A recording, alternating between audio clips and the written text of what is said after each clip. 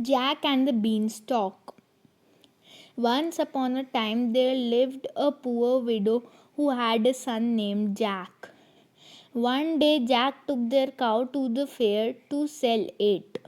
He sold his cow to a man in exchange of some magical beans. After coming home, sowed them in his garden. Next morning, Jack saw a tall beanstalk that was touching the sky. Curious, he climbed the stalk and found himself in a castle. A fairy appeared and said to him, "Your father was killed by a giant. He took away all your property. He also threatened your mother to keep it a secret. Go take your revenge, and all his riches will be yours." The fairy showed him the way and disappeared.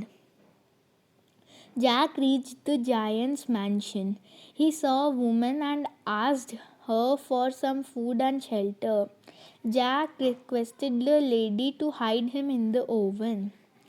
The giant came home after having his meal. He screamed, "Bring my hen." "Lay," roared the giant, and the hen laid an egg of solid gold. He amused himself for a long time and then fell asleep. Jack seized the hen and ran away.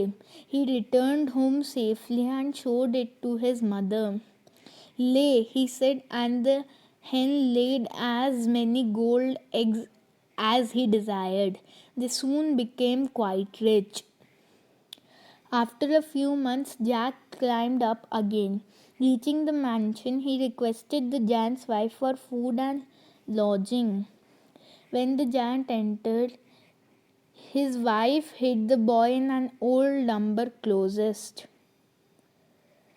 After finishing his supper, the giant counted his bag full of gold coins. After a while, he fell asleep. Jack stole the bags and handed the bags to his mother. They bought a new home and they lived happily. After a few years, Jack once again climbed the beanstalk and persuaded the woman to let him inside the castle. This time, the giant asked for his magical harp. He ordered the harp to play. Lo and behold, it started to play melodious music. As the giant fell asleep, Jack took the harp and started to run. But the harp shouted, "Master! Master!" The giant woke up and ran after Jack. Jack descended the beanstalk, took a hatchet, and cut it off from the root. The giant fell down and met with his end. The fairy appeared and explained everything to Jack's mother. They thanked her and lived happily ever after.